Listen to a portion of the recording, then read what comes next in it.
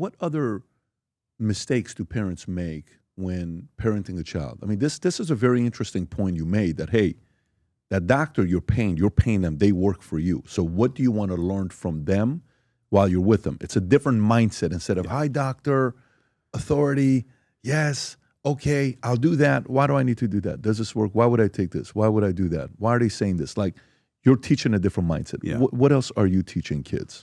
The number one thing that I would say anybody could teach their kid, and I wish I could go back, and I did 9 deployments over my career. So I missed out on like half my kid's life. It's the biggest trauma for me is not having been there. But you've seen The Ultimate Gift? Of course. Read the book, bought 1,000 copies, gave it to everybody. It's an incredible book. Jim Stovall. Yeah. It's better than the movie.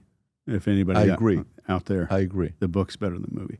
It's one of those books that, if you're a successful person, you buy multiple copies because you know I'm going to give this to as many people as I can.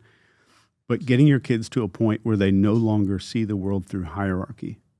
So I'm in a position, and I teach people to have confidence and authority. Like we can definitely get into this if you want to, like the elements of what tricks a human brain into seeing an authority figure. What is it that tricks that mammalian brain?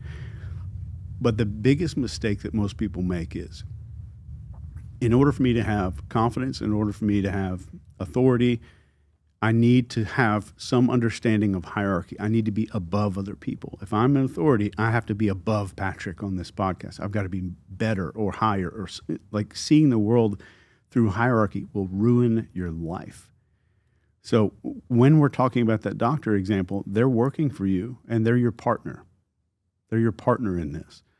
So all the ways that people mess up in business, and I'm sure you've learned this lesson many times. I'm still having to learn it, but is I see the world through hierarchy, which automatically means I'm going to see competition instead of collaboration. So it becomes a competitive instead of a collaborative environment, which is not very good for life. It's not good for kids. But getting out of that mindset of seeing hierarchy. So if you have true authority, you have true confidence, is no longer about me being better than anybody else.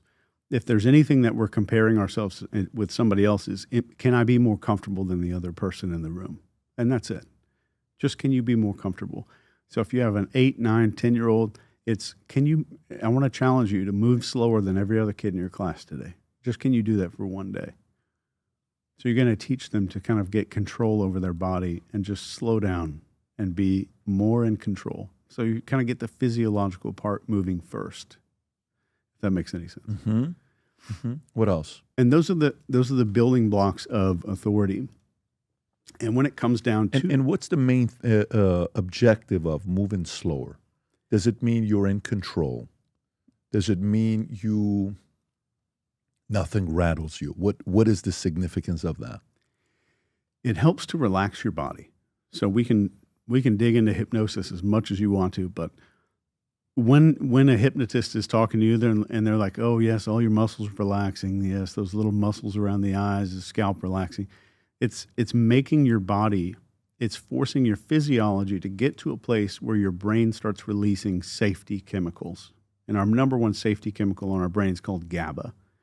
And GABA is just basically what hypnosis is. GABA chemicals going into the brain and then getting our brain into something called a theta brainwave state.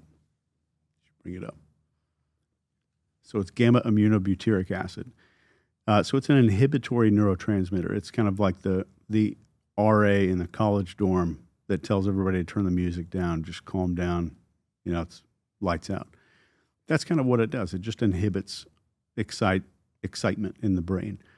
So if you're doing that, if I'm teaching my child to get control, and this is what I would teach my clients. This is what I teach clients that are 20 years older than me, that are big business owners and stuff. If I can get you to get control over your physiology, your psychology is going to follow next. If I can get you to control your physiology, your psychology is going to follow next.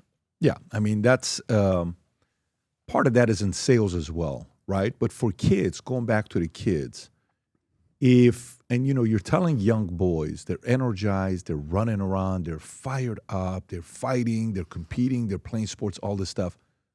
move slower, right? What is tell me because I agree. I'm just trying to see where you're going with it for the audience to see this part. Yeah. What is the benefit of them doing that?